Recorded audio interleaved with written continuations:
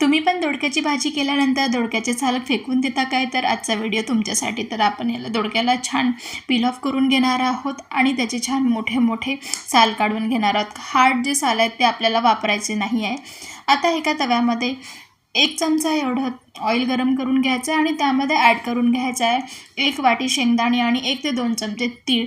आणि हे जे दोडक्याचे साल आहे याला मी छान बारीक बारीक कापून घेतलेलं आहे. हे पण आपण यामध्ये घालून घेणार आहोत आणि 5 मिनिट छान परतून घेणार आहोत. आता हे मिश्रण सगळं थंड करून एका मिक्सरच्या भांड्यामध्ये काढून घेणार आहोत आणि सोबतच आपण ॲड करून घेणार आहोत थोडासा लसूण आणि मिरची आणि याला छान आपण ग्राइंड करून घेणार आहोत.